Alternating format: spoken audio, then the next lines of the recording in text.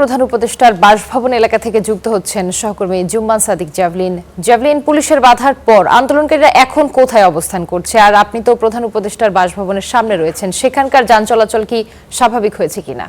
রুবা, আপনি যেটি বলছেন আর কি, প্রধান উপদেষ্টার বাসভবন এবং আন্দোলনকারীদের অবস্থান এটির ঠিক মাঝখানে আমি দাঁড়িয়ে আছি, অর্থাৎ ইন্টারকন্টিনেন্টাল হোটেলের যে মোড়টি রয়েছে সেই মোড়ে আমি দাঁড়িয়ে আছি। এখানে পুলিশ সদস্যরা এই ব্যারিকেডের আশপাশেই কিন্তু তারা অবস্থান করছে এবং আমার এই অংশটিতে অন্তত 3টি যে জল কামান সেটিও রাখা হয়েছে। যে কোনো ধরনের আবারও যদি সমাবেশের চেষ্টা করা হয় বা পদযাত্রার চেষ্টা করা হয় আন্দোলনকারীদের পক্ষ থেকে, সেটি প্রতিহত করবার জন্য একেবারে শক্ত অবস্থানে পুলিশ এখানে আছে।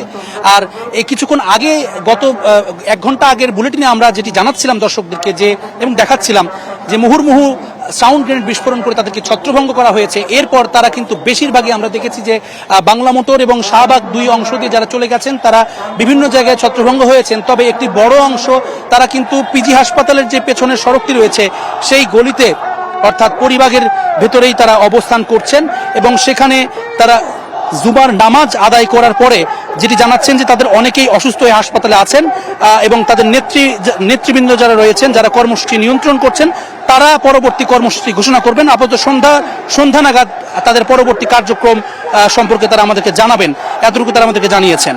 এবং এখানে আইন শৃঙ্খলা পরিস্থিতি সেটি আপনারা দেখতে পাচ্ছেন, একটা থমথমে অবস্থা বিরাজ করছে। তবে পার্শ্ববর্তী যে ইনকিলাব মঞ্চের আরেকটি যে কর্মসূচি, শহীদ ওসমান হাদির বিচারের জন্য তাদের যে দাবিটি নিয়ে তারা অবস্থান কর্মসূচি পালন করছেন, সেটি কিন্তু আমরা দেখছি যে তাদের সমাবেশের কথা রয়েছিল।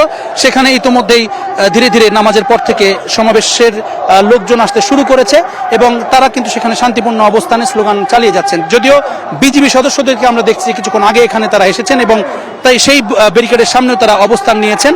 সবকিছু মিলিয়ে যান চলাচল যেটি এতক্ষণ পর্যন্ত বন্ধ ছিল প্রায় 3 ঘন্টা যাবৎ, সেটি কিন্তু আধা ঘন্টা আগে যান চলাচল স্বাভাবিক হয়েছে।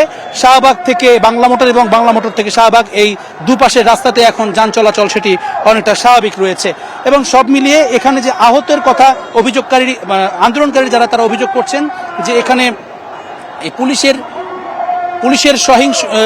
যেই ধাওয়া দেওয়া হয়েছে এবং সাউন্ড গ্রেনেড নিক্ষেপ করা হয়েছে, এ মিলিয়ে তারা বলছেন, দাবি করছেন অন্তত 50 জনের কাছাকাছি আহত হয়েছেন এবং বিভিন্ন হাসপাতালে ছড়িয়ে ছিটিয়ে তারা চিকিৎসা নিচ্ছেন। তো এই এখনো পর্যন্ত আমার কাছে সবশেষ খবর আন্দোলনের। রুবা। জি জ্যাভলিন, আপনাকে ধন্যবাদ।